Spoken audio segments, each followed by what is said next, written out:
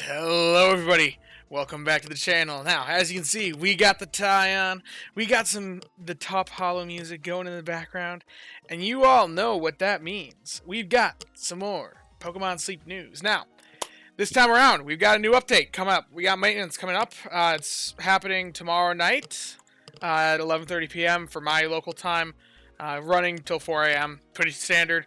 Make sure you get your meals in. It's all kind of what we come to expect. But what are they adding? I think they're adding some pretty cool stuff.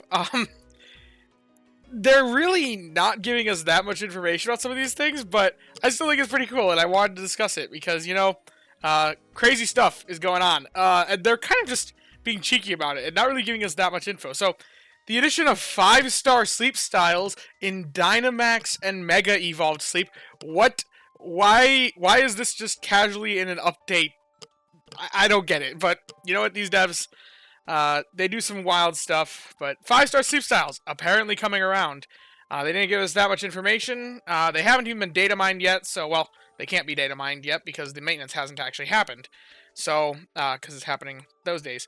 But 5-star sleep styles apparently finally actually hitting. Never really knew what was going on with the 5th star. It's always been blank, and apparently it's been saved for Dynamax and Mega Evolutions, and that's a way they're being implemented in this game. Maybe someday we'll actually get Mega Evolutions or Dynamax as a full-on feature. I don't know how Dynamax would work. Kind of thinking about it, like, would they just take up the whole screen? Like, it becomes a kaiju, so, I mean, covering the entire screen. There's no way it would fit on the screen. They'd have to, like, make it, like, angle. I don't know. We'll see. We'll see what the 5-star sleep styles are. I'm just excited for it. They're releasing a new challenging mode. They're finally getting back to us from the challenging mode, back from the future features and adjustments back in December.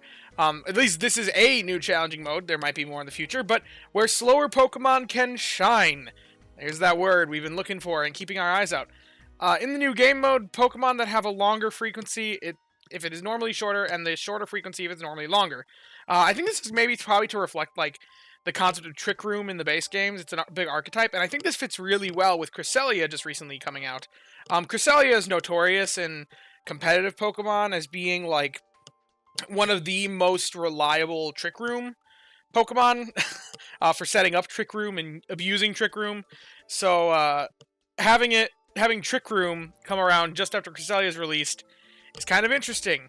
Don't know how that's going to be implemented, but what's interesting is Cresselia in this game is going to be crappy in Trick Room, in this challenging mode. It might not be Trick Room. I'm nicknaming it that for now. But Cresselia will actually be really bad in this because they gave it a shockingly good speed.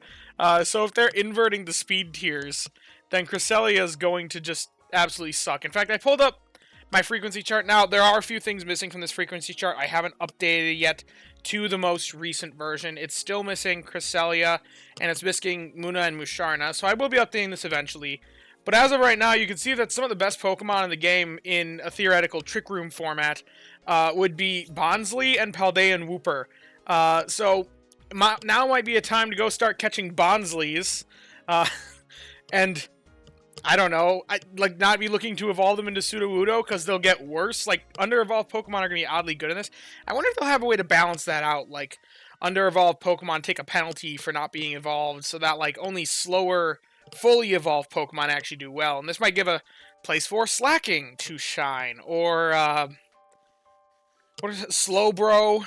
I guess Sudowoodo is the highest evolved, or the slowest fully evolved Pokemon in this game, being as slow as, like, a Graveler or a Celio, and slower than a Shuppet. Sudowoodo is slower than a Shuppet, in case you didn't know. But yeah, so no clue how that's going to look. That could be game-breaking. That could be meta-defining. They're also giving us a few balance adjustments. I understand why they're doing this. Some of these Pokemon needed a bit more attention, and needed to be adjusted in these ways. I think are going to be pretty beneficial updates. Their frequency shortened on Weavile. Weavile just kind of needed it.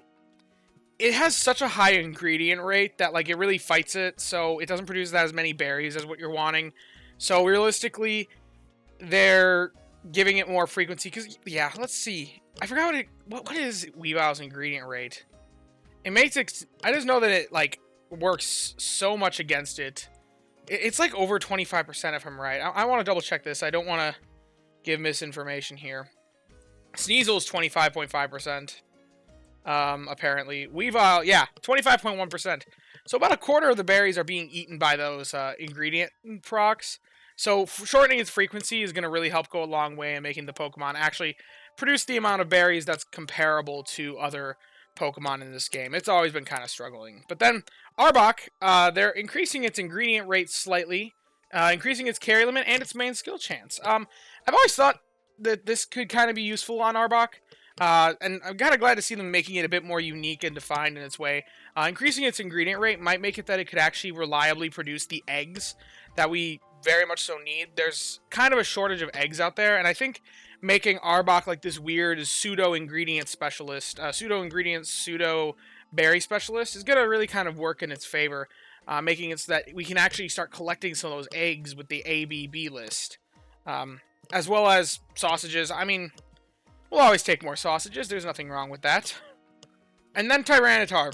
They're increasing its ingredient rate a little bit and shortening its frequency. I mean, I don't think it'll make that big of a difference. Tyranitar is doing okay as it is in the meta, so increasing its ingredient rate, I think, it'll just make it a little bit better, I guess. If you're using a Tyranitar, I guess you'll see some benefits, but overall, I don't think this will be that impactful.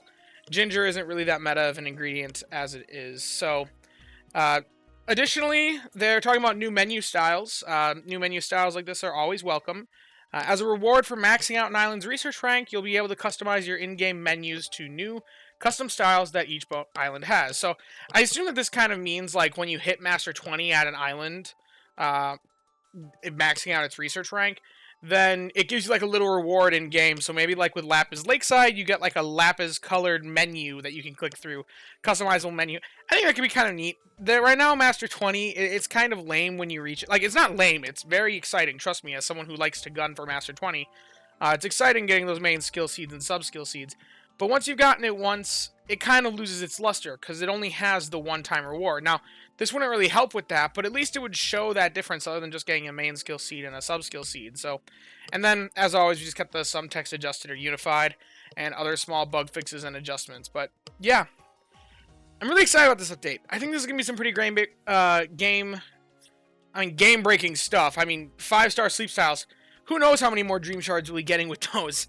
Who knows what the new Dynamaxed Sleep are going to look like, and who knows how powerful Mega Evolutions could be.